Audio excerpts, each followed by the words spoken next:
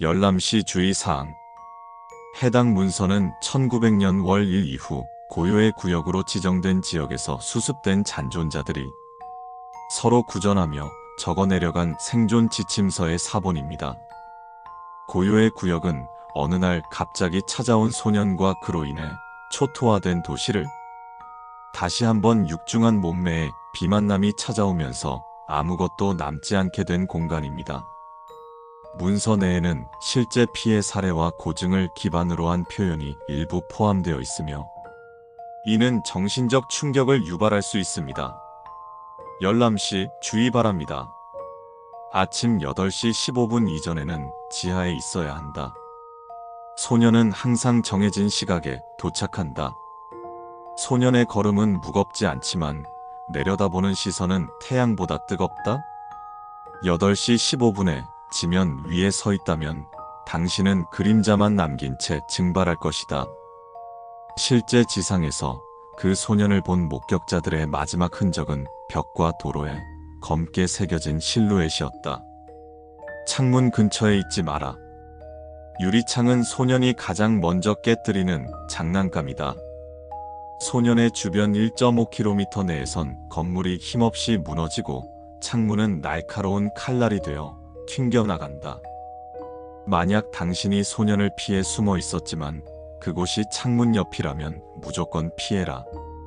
수천 개의 유리 파편이 당신의 몸을 가르고 당신은 입술로 피를 뱉으며 날개 한쪽을 잃고 날아가는 새의 날갯짓처럼 천천히 쓰러질 것이다. 함부로 소년을 쳐다보지 마라.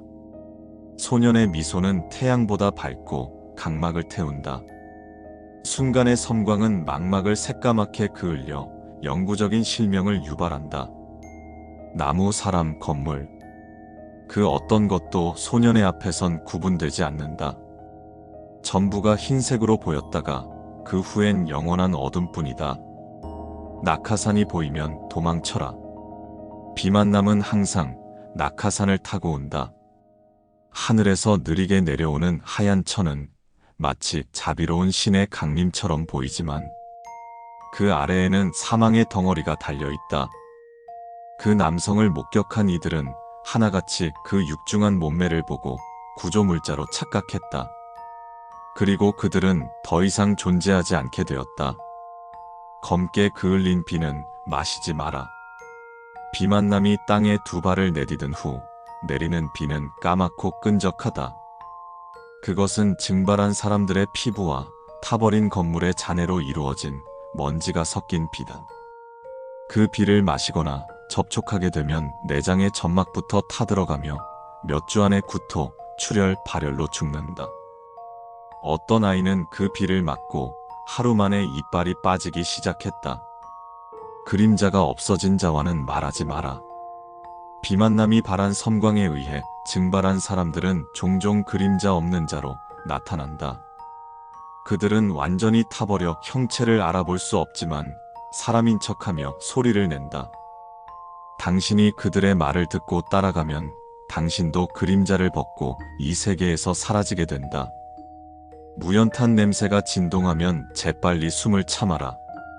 소년과 비만남은 도시를 태울 때 거대한 화염 폭풍을 만들어낸다.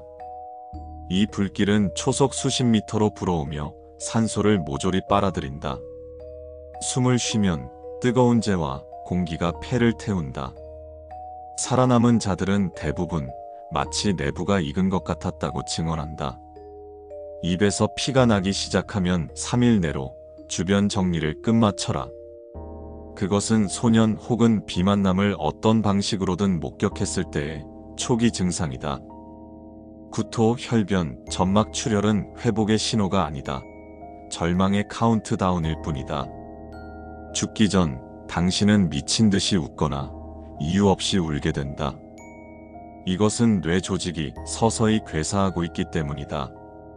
얼굴이 녹은 자는 거울을 피하게 하라. 목격자 중 일부는 피부가 녹아내리듯 흘러내리는 외형을 가진다. 그들은 주로 눈동자가 없어지기 시작하며 누군가 자신의 모습을 보여주면 분노하며 달려든다. 그들은 이미 인간이 아닌 원한이 깃든 인형에 가깝다.